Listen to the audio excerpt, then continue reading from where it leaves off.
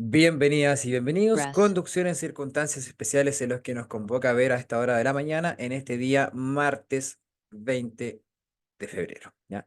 Comenzamos con el capítulo inmediatamente. La conducción en circunstancias especiales, bueno, tiene mucho que ver con todas las condiciones que van a ser diferentes a lo que nosotros normalmente podemos considerar tal vez como un poco más fácil como la calzada seca o buena visibilidad, ¿cierto? Porque es más fácil salir a conducir cuando está soleado y despejado a que cuando está oscuro y lloviendo, por ejemplo. ¿Ya? Siempre va a depender de las condiciones del entorno, muchas veces también la seguridad que yo vaya a sentir a la hora de conducir, ¿sí? Porque muchas veces cuando está oscuro hay gente que evita manejar porque hay que tener más la atención en el entorno, uno se cansa más, ya hay diferentes cosas que pueden ocurrir.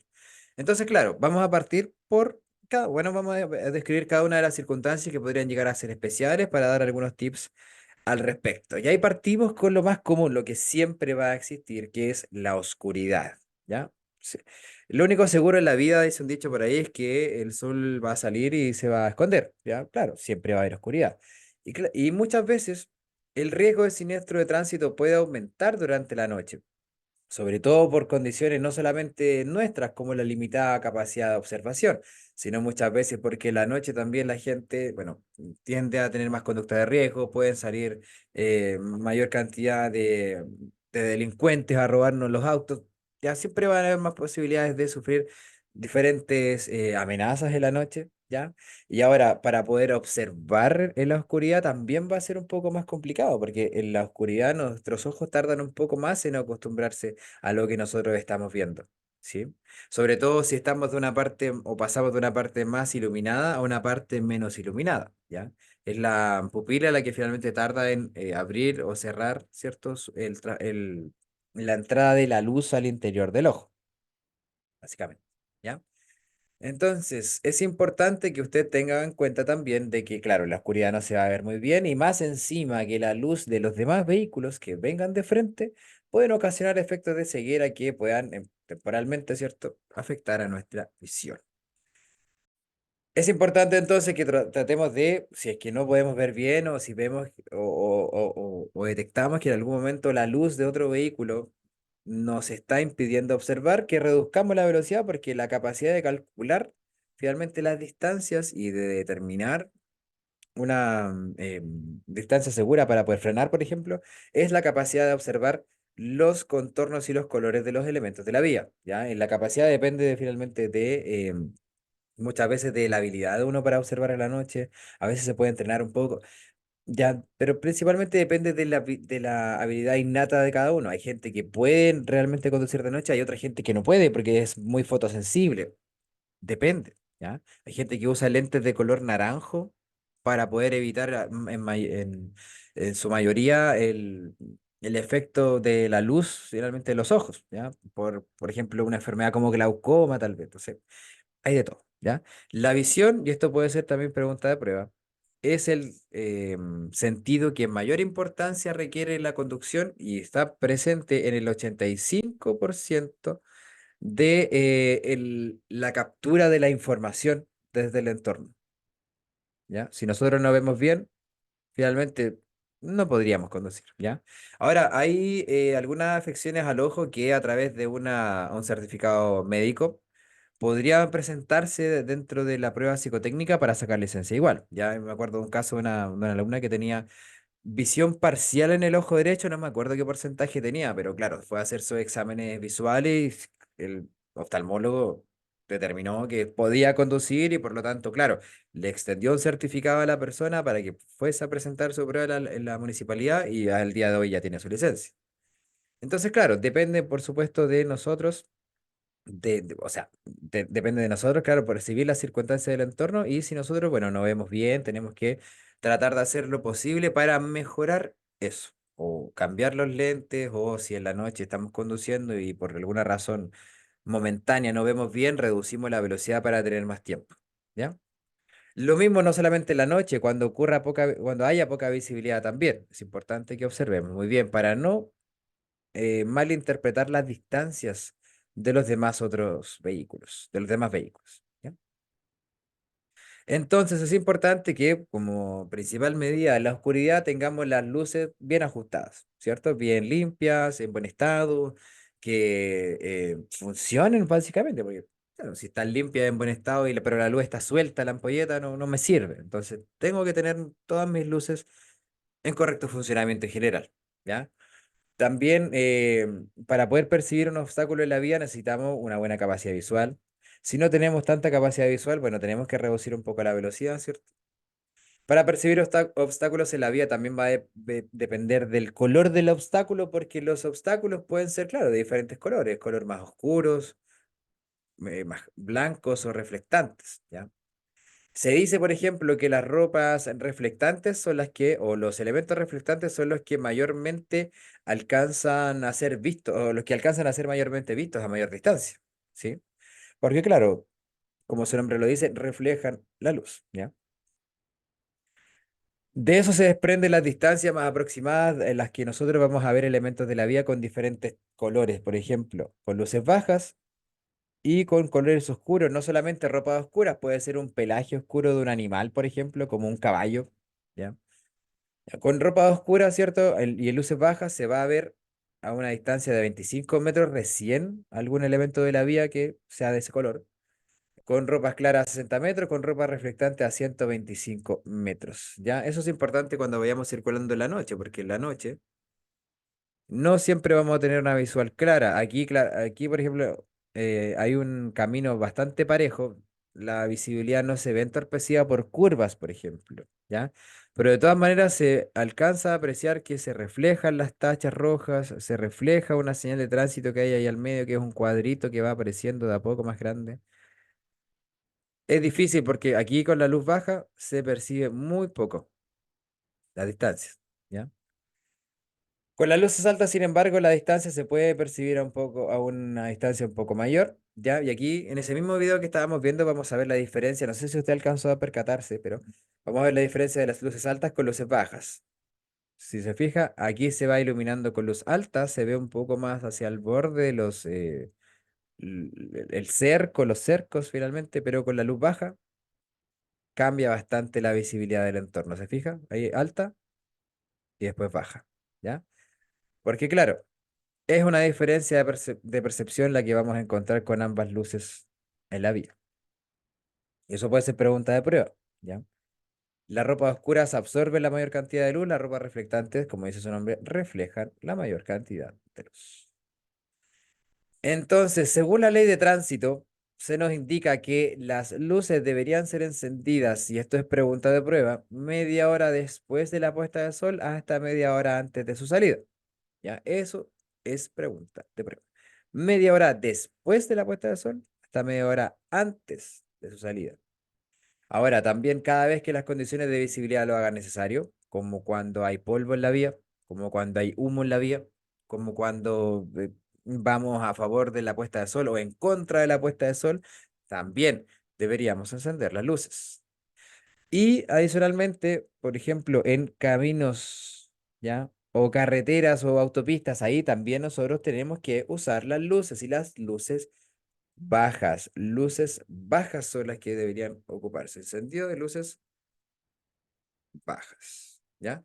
Porque las luces altas, por otro lado, solamente se ocupan en caso de ser estrictamente necesarias. Ya las luces bajas encendidas, incluso durante el día es la que se recomienda. Ya la luz alta solamente en caso de ser, como digo, estrictamente necesario, siempre y cuando no haya ningún vehículo de frente nuestro. Eso es importante, ¿ya? ¿Cuál es la idea entonces de usar las luces altas? La idea de usar las luces altas es poder percibir las circunstancias del entorno a mayor distancia sin que seamos una molestia a los demás conductores, sin ocasionar el encandilamiento al otro conductor, ¿ya? Siempre las luces bajas encendidas, como decía al inicio, ¿cierto? Al encender el motor, yo enciendo las luces y antes de apagarlo, yo debería apagar las luces porque aquí incluso se recomienda, mire. Según lo demuestra la experiencia internacional como nacional, resulta aconsejable que durante el día se enciendan las luces bajas también. ¿Por qué? Porque, por ejemplo, usted me puede preguntar, pero profe, hay 40 grados de calor afuera y está un sol radiante. ¿Para qué voy a ocupar las luces si yo con el sol puedo ver? Ya, no, no es para que usted pueda ver, sino es para poder ser visto por otros demás usuarios de la vía. Las luces no son para solamente ver, es para ser visible por otros usuarios, ¿ya? Porque a grandes distancias las luces se reflejan con mayor facilidad, se puede evitar un efecto eh, que es o sea, se puede pasar por un poco por encima de este efecto, que es un efecto de espejismo que se genera con el calor en el pavimento. La luz se puede percibir, bueno, es más fácil percibir una luz que un elemento de la vida. Entonces, claro, las luces bajas son las que necesitamos para circular, las luces altas solamente cuando no haya ningún conductor delante, como le habíamos dicho. Porque claro, si hay un conductor delante nuestro, lo que tenemos que hacer es bajar las luces, ¿sí? No encandilar al otro conductor con las luces altas. Ahora acá se indica que no es necesario bajar las luces cuando se encuentre con peatones. Y eso es debido a que los peatones, como no son fácilmente visibles en el entorno, es importante que nosotros estemos atentos a poder, por supuesto, observarlos a una distancia apropiada para poder evitar cualquier factor de riesgo que pueda ocurrir. ¿Ya? Entonces, si nosotros, por ejemplo, vamos a encontrarnos delante de otro o con otro vehículo, lo importante es que cuando ya vayamos más o menos cerca y cuando usted vea que el otro vehículo también va a bajar las luces o cuando usted ya vea que la luz del otro vehículo le molesta un poco, usted se acuerde de que tenemos que bajar las luces, ¿ya? Para poder evitar ese encandilamiento. Ahora, no siempre eso va a resultar, porque el otro vehículo no siempre se va a dar cuenta de que tiene que bajar las luces o no. Entonces, por eso es importante que nosotros no nos olvidemos del uso de las luces. Luces bajas para circular, generalmente es alrededor de la vía, para no encandilar, y la luz alta solamente cuando sea fuera de la ciudad y la condición de la vía sea necesaria para encender la luz, ¿ya? Que no vemos bien, por ejemplo. Incluso si la carretera es ancha, si usted está en una autopista de noche, usted también tiene que usar las luces bajas en la noche igual, porque en la noche igual se pueden encandilar los demás vehículos, o sea, con mayor facilidad se puede encandilar el otro conductor, como digo, en carreteras anchas. Ya está. Manejo de las luces durante un adelantamiento. Si yo, por ejemplo, voy a adelantar a un vehículo y aquí vamos a colocar el ejemplo. Si yo estoy bien, por ejemplo, esta es la posición uno de este auto, espérame un poquito, vamos a colocar otro color. Ya, esta es la posición uno de este auto. Y acá es la posición 2. Si nosotros queremos adelantar a este vehículo que está acá y estamos en la posición uno, probablemente vamos a poder llevar las luces altas. Siempre y cuando esta distancia sea bastante o suficiente como para no llegar a iluminar la parte trasera del auto con la luz alta, ¿ya? Eso tiene solamente una percepción del entorno, no es que se sugiera, por ejemplo, una regla de los 3 segundos para eso, no, ¿ya? Si yo voy bien detrás puedo usar las luces altas, pero si ya me acerco bastante, tengo que cambiar a luces bajas. ¿Para qué? Para no encandilar al conductor que va en el vehículo de adelante. Entonces, luego cuando usted ya realice el adelantamiento, ahí ya puede, por ejemplo, volver a colocar las luces altas. Por ejemplo, si usted ya está aquí, en el vehículo gris, en la posición número 3, por ejemplo, aquí ya podemos colocar las luces altas otra vez, ¿ya? Para poder, por supuesto, volver a iluminar hacia el frente, si es que no viniera ningún otro vehículo en sentido contrario. Eso es importante también mencionar. Ahora, si hablamos, por ejemplo, de este conductor, ¿ya? Del conductor del vehículo azul. Ese conductor podría llevar en el momento acá las luces altas igual, siempre y cuando no haya ningún vehículo delante nuestro. Problema, ¿ya?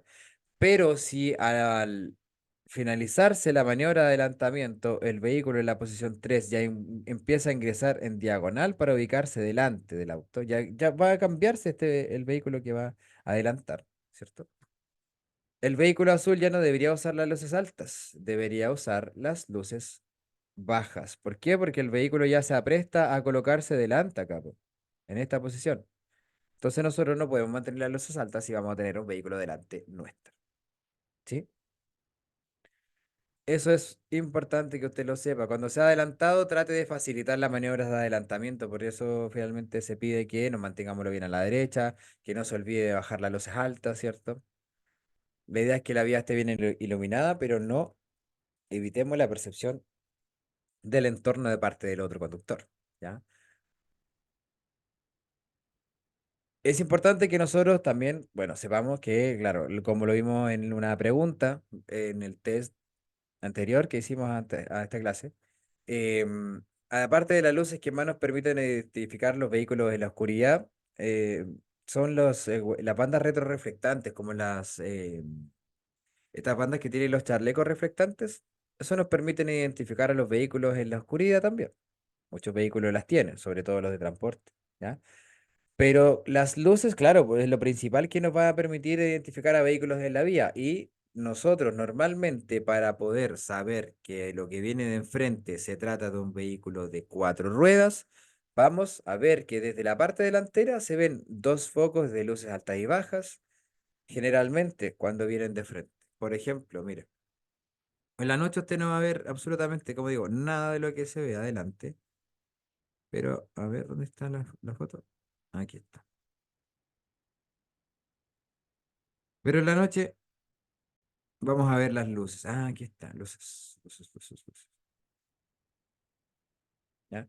Solamente vamos a saber que se trata de un vehículo de dos ruedas porque probablemente se ven dos haces luminosos que emanan de una fuente. Si se viese solo uno, lo más probable es que sea una moto, por ejemplo, o un vehículo de dos ruedas, o un vehículo de cuatro ruedas con no sé, la luz quemada. Podría ser, podría prestarse eso a confusión también, sí. Por eso es importante mantener el estado de las luces, porque no solamente sirven para ver, sino para ser vistos de forma correcta, ¿ya? Porque claro, eso podría generar un riesgo también. O sea, si nos equivocamos, nos confundimos y decidimos adelantar, también puede ser.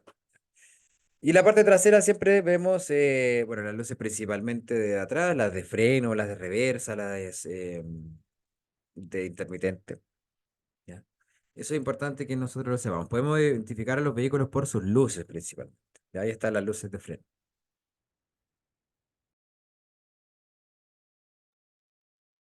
Generalmente, claro, esos son los tipos de vehículos que nosotros vamos a encontrar de cuatro ruedas, ¿no? Ya. Para los vehículos de carga hay otras luces que se llaman luces de trocha o luces de gálibo, que son las que sirven para marcar el alto, básicamente, ¿ya? Luces amarillas frontales en ambos extremos de la parte superior que indican el ancho y la altura máxima. Esos son las luces de Galibo o trocha. También le pueden aparecer en la prueba esto, pero como para el descarte nomás, porque las luces de Gálibo o trocha no están en nuestros vehículos clase B. Las luces de Gálibo o luces de trocha son estas luces como se describen ahí, que son puestas en las esquinas de los vehículos de 2 metros de ancho o más, máximo un poco más de 2 metros, para poder ser vistos durante la noche, sobre todo desde la posición del espejo por el conductor, ¿ya? La posición del conductor por el espejo. Para las motos tienen solamente un foco único en la parte delantera que proyecta luz alta y baja y en la parte trasera una luz roja fija, una luz roja de freno, las de viraje. Creo que no tienen de reversa, pero va a depender de la moto. Para triciclos y bicicletas, no necesariamente van a venir los triciclos, bueno, la bicicleta en realidad, o los ciclos en general, con luces, ¿ya? Incluyendo los scooters eléctricos, por ejemplo.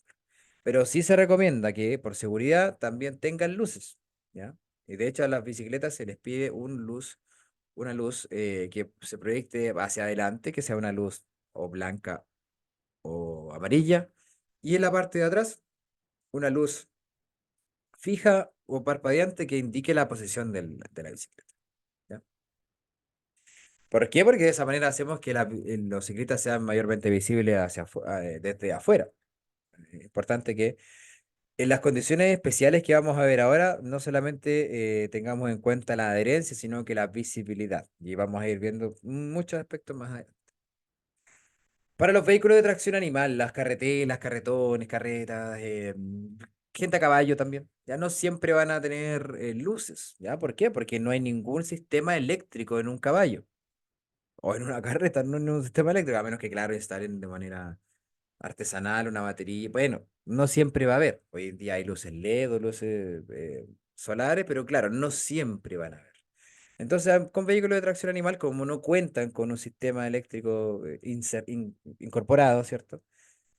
Podríamos colocar bandas retroreflectantes en las carreteras, ¿cierto? Cosa que no siempre se va a hacer, por lo mismo nosotros somos los que tenemos que estar atentos sobre todo en zonas rurales, ¿ya?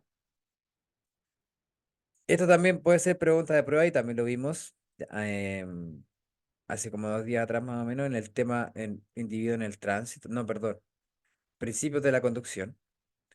Tenga presente que todas las luces que los vehículos proyecten hacia adelante tienen que ser o blancas o amarillas, ¿ya? Y las que se proyecten hacia atrás, rojas, a excepción de las de reversa que son blancas y las de viraje que son entre rojo y amarillo, ¿sí? Ahí está lo de las winchas retroreflectantes, que usted puede, que lo vimos finalmente, eso unos instantes atrás de, como las bandas del chaleco reflectante, por ejemplo.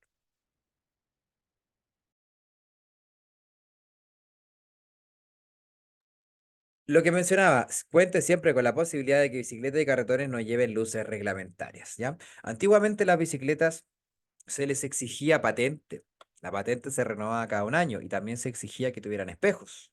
Hoy en día nada de eso se exige. Ya lo que se pide en la ley es que los ciclistas a modo de complemento para, por ejemplo, señalizar, se van a virar a la izquierda o a la derecha, que se coloquen adosados al cuerpo un sistema tecnológico de alguna forma que pueda permitir señalizar a la izquierda o a la derecha. Yo no sé si en algún momento usted ha visto en la vía algún ciclista con algo pegado en la espalda que sea como un intermitente derecho-izquierdo. No, no sé, no es tan común probablemente, ¿ya? Entonces, claro, a este tipo de usuarios que son considerados usuarios vulnerables, que como lo vamos a ver, sí, como lo mismo ya, eh, hay que tener mucha atención. ¿Ya? Conducción en la noche en zona de alumbrado público. Aunque haya alumbrado público en la noche, usted tiene que encender sus luces bajas, ya a menos que, claro, sea una zona interurbana o una carretera, porque a veces en la carretera también puede haber alumbrado público. Ahí, si es que no hay vehículos, puede usted usar las luces altas, ¿ya? Saltamos de la oscuridad entonces, que es una de las circunstancias especiales más comunes, a conducir con el vehículo cargado, con mayor peso dentro del vehículo. Ya porque un peso puede modificar la maniobrabilidad del vehículo, puede hacer que el rendimiento sea diferente. Puede alterar el rendimiento, afectando el rendimiento, empeorando el rendimiento de combustible del vehículo. Mientras mayor peso, mayor esfuerzo por parte del motor es lo que se realiza y eso requiere mayor consumo de combustible. ¿Sí? Entonces es importante que usted sepa que probablemente con una carga excesivamente pesada en la parte de atrás del auto o con gente, 3 personas en el asiento trasero del auto, y muchas veces el auto puede bajar de la parte trasera, así, con una carga, como digo, excesivamente pesada. Ahora, probablemente no va a ser tanto la diferencia, pero sí se va a notar en la parte de atrás que está un poco más pesado. Ya eso puede hacer que, claro, como el peso se concentra atrás, la parte delantera del auto se levanta un poquito, no las ruedas, sino que solo el chasis del auto nomás. La rueda queda pegada al piso, pero el chasis queda levantado. Y si el chasis se levanta, la carrocería, todo se levanta. La luz baja ya no va a apuntar hacia abajo, sino que va a apuntar más hacia arriba e incluso con la luz baja yo puedo encandilar a otro conductor. Ya, eso va a pasar también con lo que vamos a ver un poquito más adelante, que es el remolque, pero eso lo vamos a ver a su debido tiempo, ¿ya? Entonces, con una carga pesada en la parte trasera, se pueden salir de foco los faros delanteros, o sea, pueden apuntar más arriba los faros delanteros, ¿ya? Y viceversa, con una carga pesada en la parte delantera, que no es muy común, todo lo contrario puede pasar, tenderá a girar menos. ¿Ya? ¿A qué se refiere con girar más o girar menos? Por ejemplo, si acá por una carga pesada en la parte de atrás se levanta el chasis y la rueda queda pegada al piso, pero más separada del auto, eso hace que puede hacer que la dirección sea un poco más liviana o más suave, claro, se siente el volante más liviano, a eso se refiere. Y puede que sea menos efectiva también la dirección. Puede que usted vaya a girar y finalmente no vaya a doblar tan precisamente como usted lo necesita, por ejemplo. ¿Ya? Claro, como digo, por el contrario, la carga pesada de la parte delantera hace que la dirección sea más lenta, porque es como llevar a una persona sentada en el manubrio de la bici. Para doblar cuesta mucho más. Es casi lo o la misma lógica, en verdad.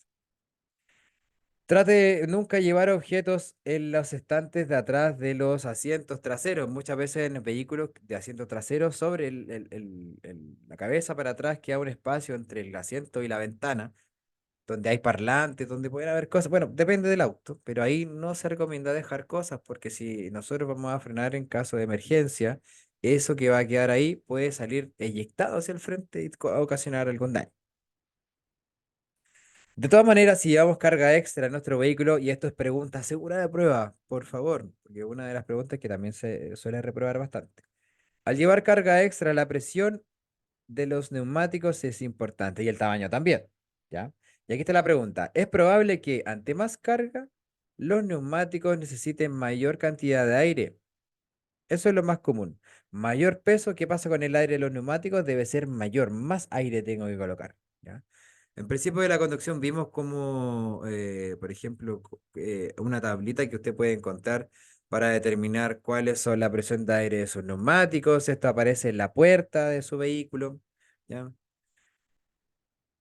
También podemos controlar, por supuesto, el tamaño de los neumáticos, porque muchas veces el tamaño de los neumáticos también lo podríamos cambiar si es que vamos a transportar un peso mayor, sobre todo si recurrentemente vamos a transportar mayor cantidad de peso en ese vehículo. Ahí podemos cambiar el tamaño del neumático, pero si no, no es necesario, solamente le colocamos un poco más de aire, ¿no? ¿Ya?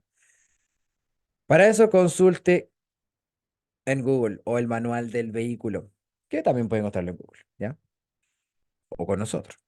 Procure que la carga no se desplace al frenar. La idea es que, claro, si nosotros vamos a cargar un vehículo o un carro de arrastre, la carga tiene que quedar bien fija, no suelta y también bien distribuida, porque si se distribuye más hacia un lado o hacia el otro, también puede generar problemas, como lo vamos a ver más adelante, ¿ya? Procure no sobrecargar la parrilla, porque muchas veces podemos cargar cosas en el techo, ¿ya? Podemos cargar en algo que se llama una caja porta equipajes. O en una parrilla nomás, en una especie de parrilla acá arriba cargando cosas. Bueno, se pueden cargar cosas en el techo. La dificultad de cargar cosas en el techo es que, claro, nosotros vamos a encontrarnos con que el vehículo tal vez pueda tambalearse un poco más, ¿cierto? Pueda en algún momento también aumentar la resistencia aerodinámica. Entonces eso es como lo vamos a ver después, ¿ya? Pero eso podría desestabilizar el vehículo y afectar la resistencia del techo. ¿No? Ese sobrecarga. También una conducción especial es la conducción con remolque. Una conducción con remolque es una conducción con un carrito de arrastre. Ya un carrito de arrastre usted lo puede encontrar, por supuesto, para diferentes objetivos. Tenemos para transportar motos, para transportar lo que sea, no sé, una casa rodante, qué sé yo, ¿ya? Esa diapo de los neumáticos, sí, claro, sí. Espéreme un segundito, déjeme si la puedo compartir acá en el chat, a ver si la puedo mandar ahí para que usted la tenga. Sí, sí, la puedo enviar.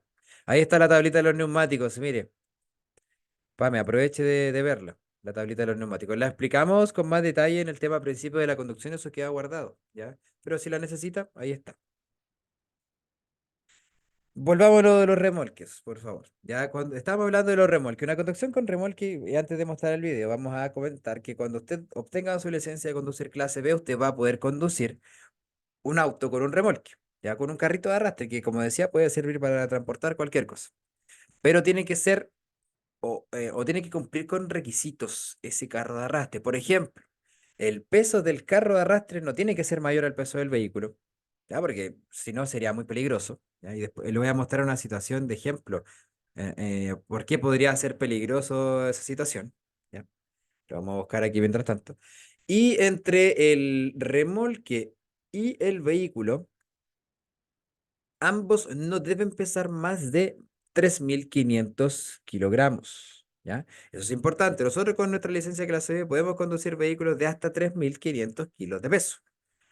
Y también, y como dato para usted, para que lo sepa, con su licencia clase B puede conducir vehículos que puedan transportar hasta 9 pasajeros, ¿ya?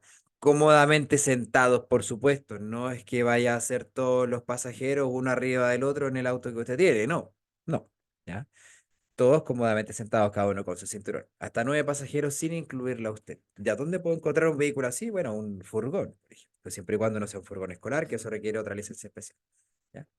Entonces, claro, podemos conducir un vehículo con remolque siempre que el peso completo de todo esto no sea mayor a 3.500 kilogramos, ¿ya? ¿Por qué? Porque, a ver, primero que todo, decíamos que el remolque, ¿cierto? No tiene que ser más pesado que el auto, y aquí está la explicación del por qué. Mire, aquí hay un video.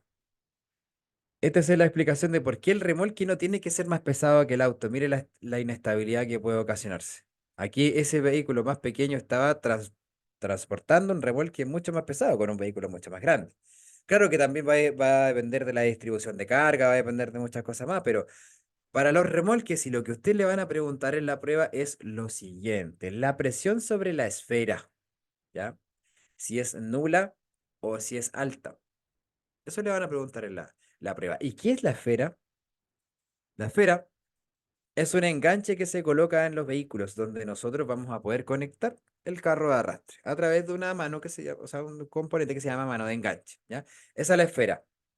El coco de enganche que comúnmente se conoce en Chile, ¿no?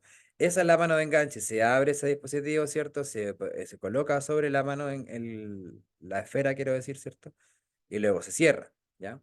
La pregunta de la prueba es ¿qué va a pasar, por ejemplo, si la presión sobre la esfera es mayor, ¿ya? O la presión es nula, por ejemplo. ¿A qué se refiere todo eso? Si la presión sobre la esfera es mayor, quiere decir que hacia abajo se está cargando demasiado peso en la esfera, ¿ya? Eso va a ocurrir. Si la presión sobre la esfera hacia abajo es mayor, ¿qué va a pasar? Claro, es como si cargáramos el vehículo con mucho peso. Se baja la parte trasera y se levanta la parte delantera. El alcance de la luz es diferente y como mencionábamos delante, podríamos doblar un poco menos, porque el volante se vuelve más rápido, más liviano, la dirección más liviana, ¿sí?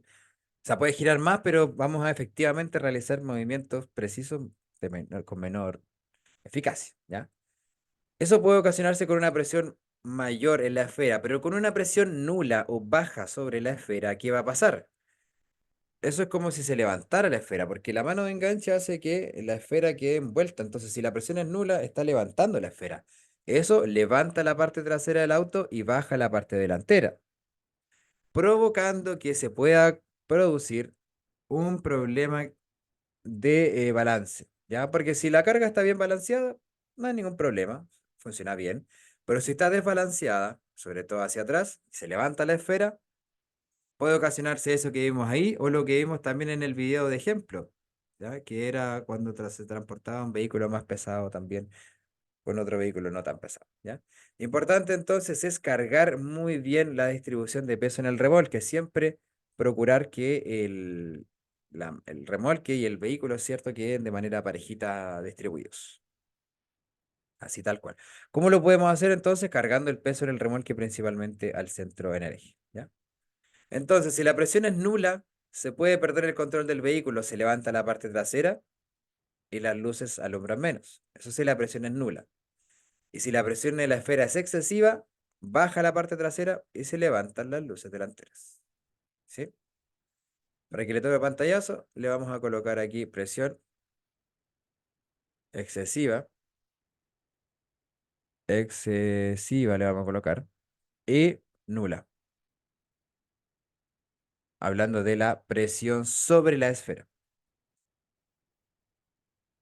Porque como digo, esa es la pregunta al respecto de la prueba. ¿Ya? Otra pregunta al respecto que va a salir en la prueba es acerca de la capacidad de carga que pueden soportar los remolques sin la necesidad de frenos, ¿ya? Es decir, si yo, por ejemplo, usted sabe que el remolque ya no puede ser más pesado que el auto, pero hasta 3.500 kilos yo puedo tener un auto de, no sé, 1.500 kilos y transportar un remolque de 1.000 kilos también, ¿ya? Sí, claro, si el remolque finalmente tiene una capacidad de carga superior a 750 kilos, el mismo remolque debería tener frenos para asistir al freno del vehículo cuando eso ocurra, porque claro, un vehículo en promedio pesa alrededor de los 1.000 kilos, puede ser más, puede ser menos, hasta el doble, pero digamos que en promedio 1000 kilos, ¿ya? Si usted va a transportar otros 1000 kilos también, esos 1000 kilos deberían también frenarse, porque para poder frenar nuestro auto que pesa 1000 kilos, los frenos están listos para poder hacerlo. Pero si yo le voy a colocar el doble de peso, tengo que, claro, ayudarme también con otro sistema de freno, porque si no va a recaer todo la presión en los frenos del auto y eso puede generar que con mayor facilidad se puedan eh, sobrecargar o sobrecalentar y fallar. ¿Ya? También los remolques deberían tener un freno de emergencia en caso de que se suelten del dispositivo de tiro, ¿cierto? Los remolques también tienen que tener cadenas de seguridad para poder evitar que se salgan o se desprendan sin control del mismo vehículo, ¿ya? Adelante, Marta, bienvenida. Esto queda guardado, no se preocupe, ¿ya? Espero que le esté viendo bien en su trabajito.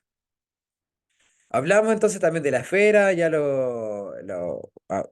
la explicamos qué es lo que es el enganche esférico del remolque, ¿cierto? Que es esa, ese coco de arrastre que está en la parte trasera del vehículo, ¿no?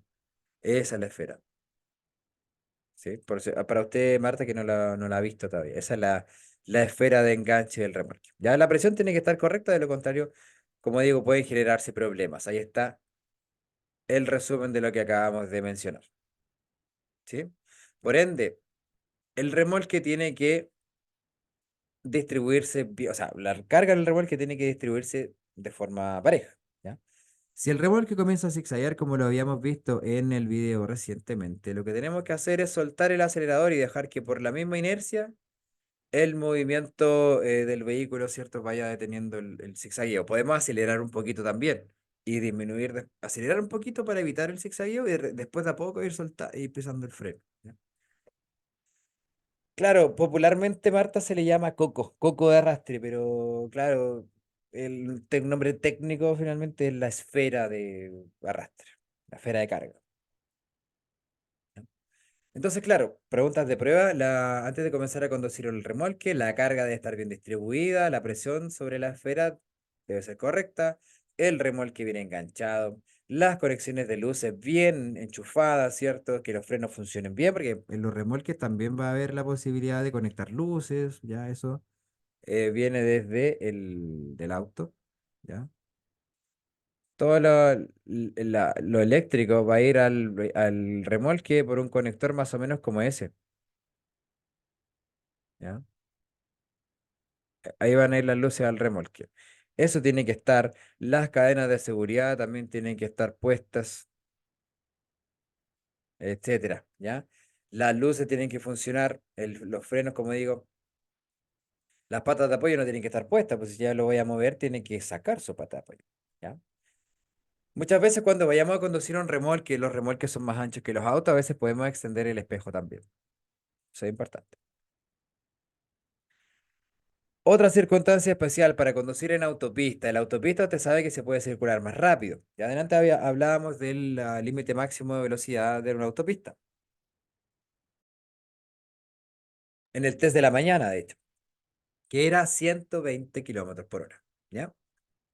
Ahora, por cómo ahí podemos circular a 120 kilómetros por hora, ser diferente a circular en la ciudad, donde podemos circular hasta 50, ¿cierto?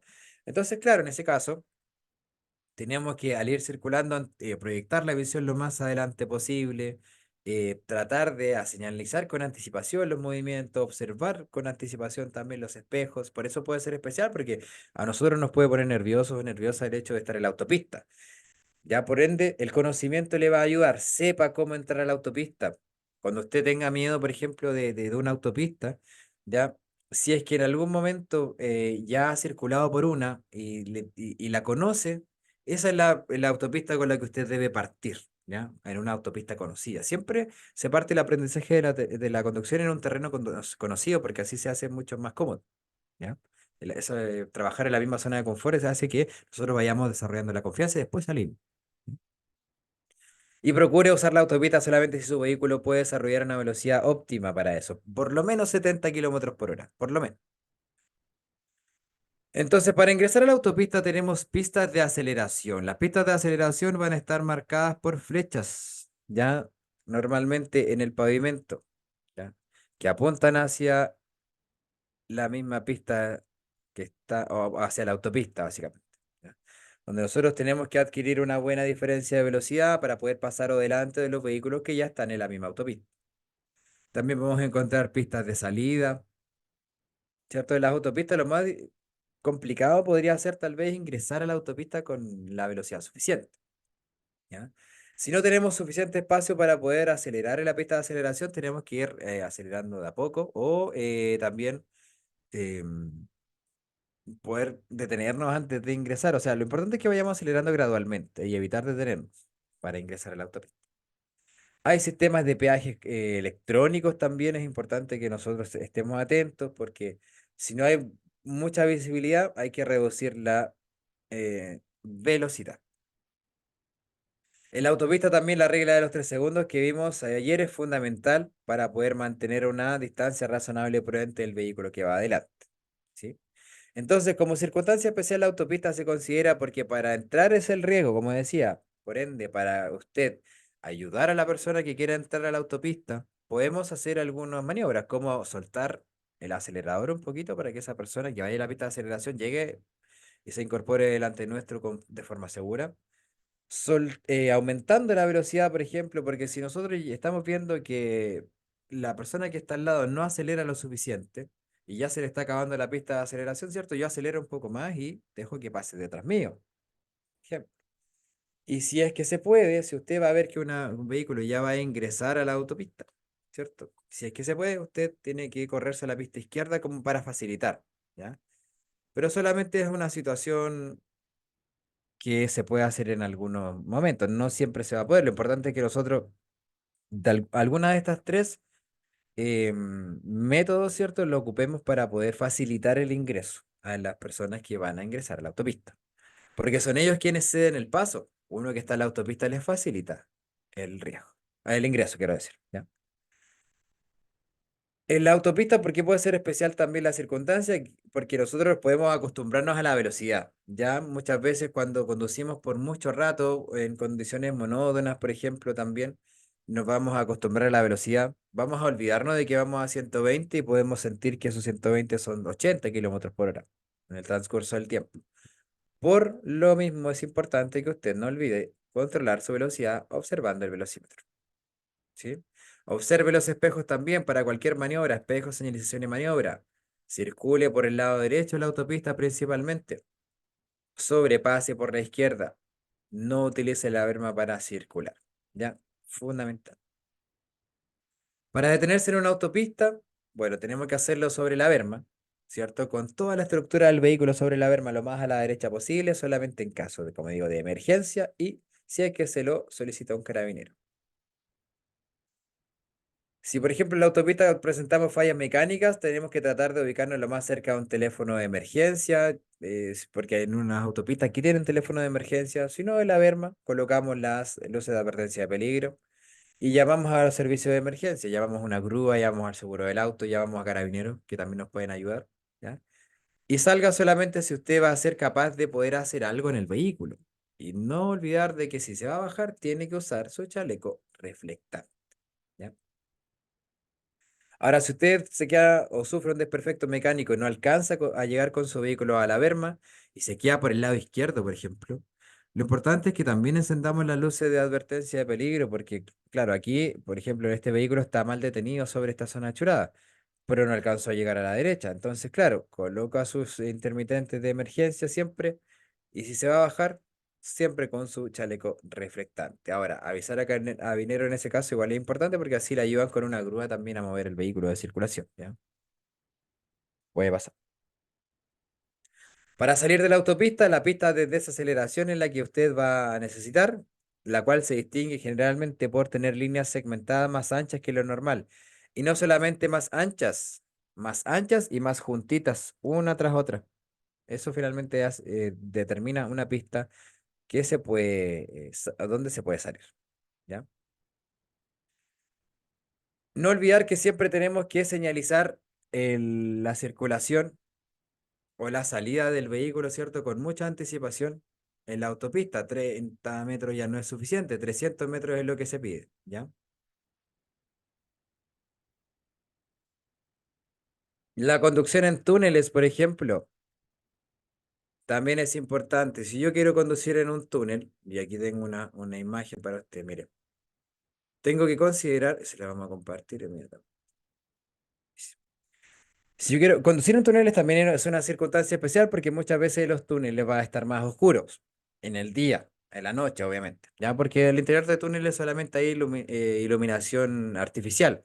Entonces, primero que todo, tenemos que verificar que tenemos combustible suficiente, lo mismo que la autopista, para poder pasar por a través del túnel. Ya, y lo otro, si en algún momento nosotros, por ejemplo, nos quedamos con algún desperfecto mecánico en el túnel, tenemos que encender las luces de emergencia, colocarnos lo más a la derecha posible también. Espérame un poquito, por favor. Ahí sí, perdón. Estoy viendo el material del túnel para usted, mire. A ver. Genial, aquí está el túnelcito. Ya, aquí está lo del túnel. Entonces, claro, en los túneles tenemos luces artificiales, por supuesto. Muchas veces podemos, en este túnel que es de General Velázquez, allá en Santiago, podemos encontrar que la luz del sol nos va a dificultar la visibilidad también. Entonces, lo más difícil de los túneles es justamente el hecho de tener visibilidad en su interior, ¿ya? Si nos vamos a tener, como digo, un caso de emergencia, que sea lo más a la derecha posible. Al interior de túneles tenemos que sacarnos las gafas porque probablemente no vamos a poder ver bien, ¿cierto? Acá hay otro ejemplo de túnel, ¿ya? Donde ahí se viene el túnel, y este es un túnel más cortito, pero que claro, se va a ver este efecto donde uno se encandila antes de ingresar al túnel y a la salida. Mire, si se fija ahí, vamos en dirección hacia la luz. Eso es un encandilamiento. Ahí no se ve lo que hay al otro lado del túnel. Yo no sé qué hay al otro lado del túnel. Solamente estoy viendo la luz de afuera. Pero cuando ya salgo del túnel, ahí ya se puede ver bien. ¿Se fija? Entonces eso es como el riesgo principal del túnel a la hora de ir circulando por el túnel.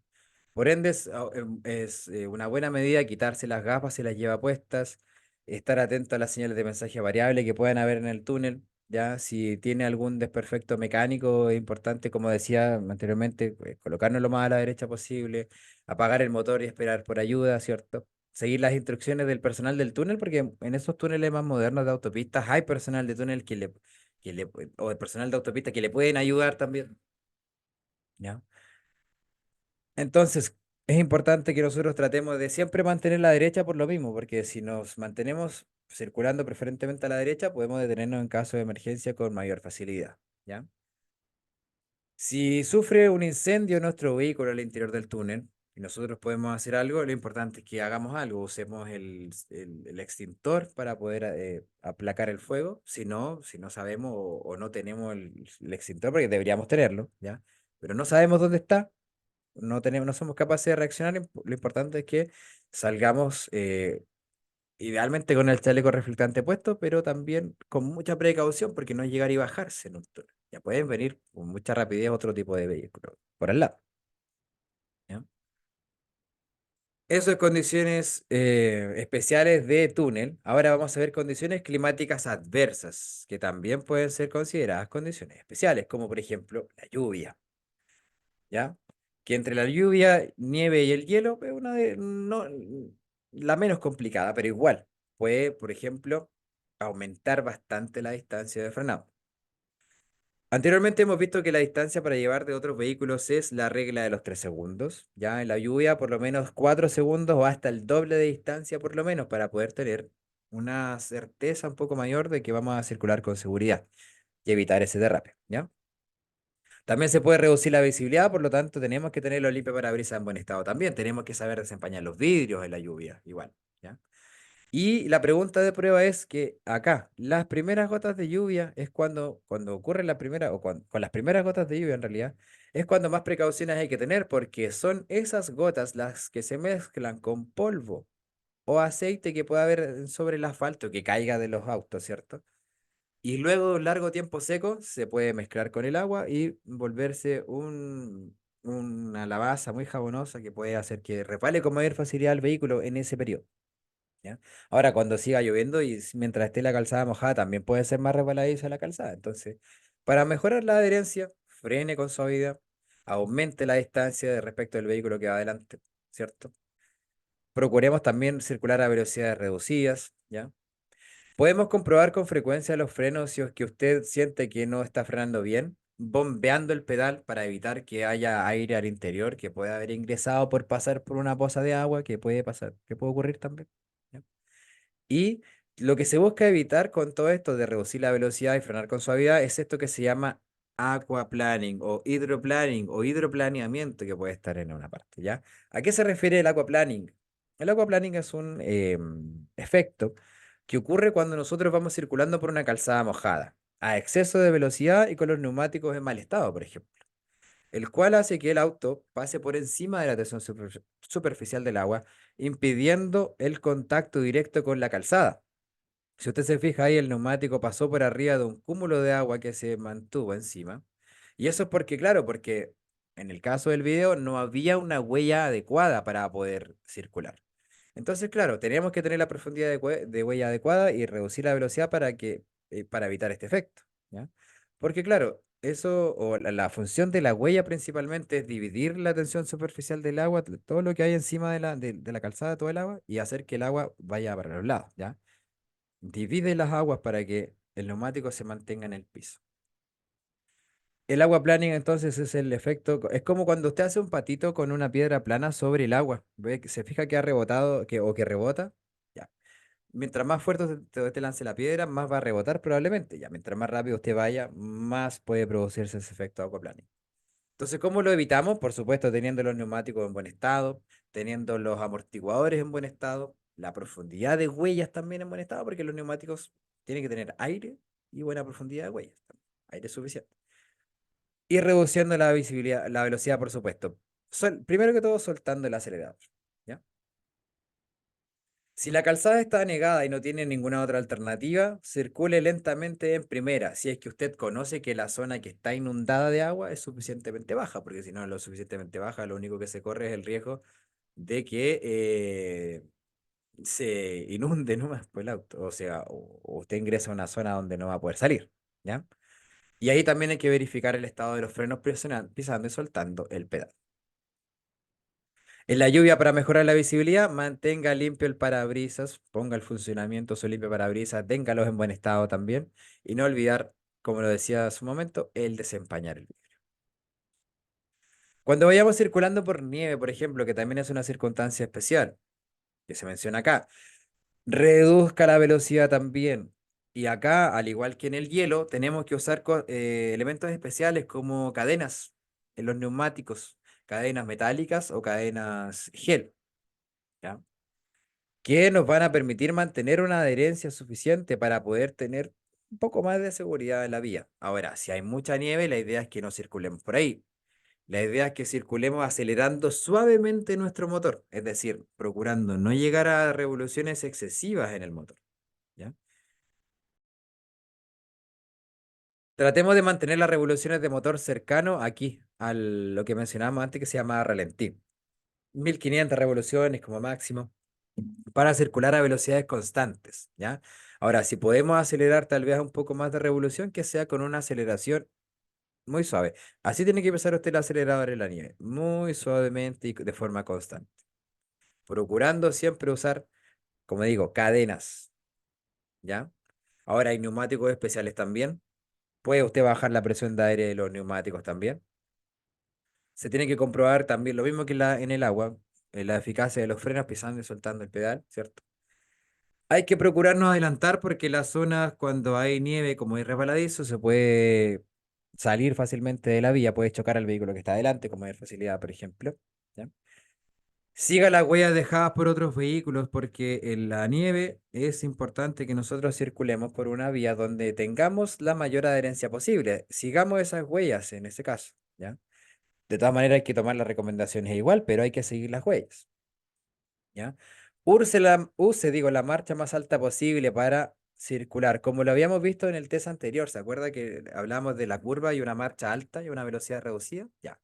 Ahí tenemos que circular a máximo 20 kilómetros por hora, puede ser en segunda más o menos, acelerando suavemente. La idea es que se mantenga una revolución de motor bajo. Eso lo explicamos en el test anterior que ya está guardado en la plataforma. Siempre reduzca la velocidad antes de las curvas, sobre todo en las circunstancias más resbaladizas. Y también lo de los limpiaparabrisas es importante, mantenerlos limpios, desempañados también. La circunstancia de hielo, por ejemplo, la circunstancia de hielo es la más peligrosa. Es la que aumenta hasta en 10 veces la distancia de frenado del vehículo. ¿Por qué? Porque ya es como una pista de patinaje. Lo importante es que nosotros evitemos frenar bruscamente, porque si nosotros frenamos bruscamente, el vehículo puede perder su control, ¿cierto? Puede salirse de la vía con mayor facilidad. Acá también tenemos que usar cadenas, tenemos que evitar, como digo, frenar bruscamente, porque si no se va a deslizar nada más, ¿ya? También la aceleración debe ser suave, porque si yo acelero demasiado, puede que quede el vehículo sin la posibilidad de subir. Aquí, por ejemplo, estos vehículos que están subiendo están acelerando de forma suave. Ese de allá va acelerando suavemente, el de ahí ya no lo logró, pero el de acá, mire, quedó ahí. Y ahora va a acelerar mucho. Esto pasa si nosotros aceleramos demasiado en la nieve o en el hielo. Vamos a pisar el acelerador a fondo, pero la rueda solamente va a patinar. Eso es lo que nosotros queremos evitar con el uso de cadenas y la aceleración suave, que la rueda patine. Entonces, claro, suavemente pisamos el acelerador y suavemente también pisamos el freno. Muy de a poquito, muy de a poquito. ¿Ya? ¿Dónde puede ser más probable que se encuentre el hielo en la calzada? En los días fríos y húmedos, por supuesto. Cerca de puentes, cerca de bosques, cerca de edificios, cerca de túneles también. Suelen presentarse con mayor facilidad el hielo en la calzada. Entonces, claro, es muy parecido a lo que tenemos que hacer con la nieve. Usar las cadenas en el caso de las ruedas motrices, ¿ya? Marcha alta es como lo decíamos delante, en la marcha alta es un cambio más alto. Mire, las marchas son los cambios. Los números más pequeños son los cambios más pequeños, o las marchas más pequeñas, más bajas. Los números más grandes son los cambios más altos, o los cambios más grandes, también las marchas más altas, ¿ya? Número más grande, marcha alta. Número más chico, marcha baja. En un número mayor de cambio tenemos que usar para poder circular en las circunstancias con nieve a una velocidad reducida, como lo explicamos en el test anterior, Cariani. Ahí está la explicación de cómo se hace esto. Y en el tema principio de la conducción también lo está, ¿ya? Porque tenemos que circular a 20 kilómetros por hora, acelerando suavemente a 20 kilómetros por hora en segunda. No quiere decir que nosotros vayamos a empezar en segunda, no, nosotros empezamos en primera igual, pero aceleramos, como lo dije delante, suavemente, pisamos el acelerador de a poquito. Primera, suavemente, ¿cierto? Hacemos que la revolución de motor suba un poco y pasamos a segunda al tiro. Procuramos mantener la revolución de motor baja. Eso significa circular en una marcha alta, pasar el cambio antes, sin subir mucho la revolución de motor. ¿Ya? Y lo práctico es más fácil que lo teórico. Bien, y para la niebla es importante, excelente, Karen. Para la niebla es importante que nosotros ocupemos la luz baja y la luz neblinera, porque la niebla requiere mucha observación. Si la niebla es muy densa, probablemente no se va a poder observar casi nada hacia el frente. Por lo tanto, recuerde ser muy precavido en este tipo de circunstancias también. Luces bajas es importante. Luces neblineras delanteras y traseras también. Y con el viento, con viento fuerte, si hay viento fuerte, también puede ser una circunstancia especial, porque el viento fuerte, sobre todo viento lateral, nos puede desestabilizar el vehículo, ¿ya? Y también podemos en algún momento desviarnos con facilidad. Por lo tanto, si es que hay un viento muy fuerte, sobre todo para vehículos de dos ruedas, por ejemplo, tenemos que reducir la velocidad, ¿ya? Para nosotros como vehículos de cuatro ruedas también, porque también nos puede sacar de la vía. Entonces, corregimos la trayectoria siempre guiando el volante en contra de la dirección del viento. O sea, si el viento lo lleva para la derecha, yo doblo el volante hacia la izquierda y viceversa, ¿ya? Bien, hay hartas circunstancias especiales más que acá no se nombran. Por ejemplo, el barro, por ejemplo, la arena, por ejemplo, en contra de la puesta de sol, a favor de la puesta de sol, en circunstancias de humo, en circunstancias cuando, por ejemplo, hay piedrecillas sobre el pavimento. Todo ese tipo de circunstancias especiales no se menciona acá porque finalmente son circunstancias que nosotros vamos a ir viendo en la vida cotidiana, ¿ya? Ahora, a modo general, como recomendación para todas esas circunstancias, que nosotros debemos reducir la velocidad y procurar siempre anticipar nuestra reacción, anticipar nuestro movimiento, observar lo más adelante posible para frenar con tiempo o acelerar suavemente. No importa se sienta o sienta que los demás eh, están viendo que usted circula lento, o usted sienta que va lento. Lo importante es que usted sienta que va seguro segura, más que ir lento o a favor de los que están presionando atrás, ¿ya? Aunque claro, eso muchas veces es fácil decirlo, pero cuando uno escucha las bocinas de atrás o los cambios de luces, uno igual se pone nervioso, pero de a poco se va desarrollando esa conciencia, porque lo más importante es que usted finalmente se sienta segura o seguro al volante. ¿Sí? En la tarde vamos a repasar lo que acabamos de ver a esta hora, ¿cierto? Gracias por su participación.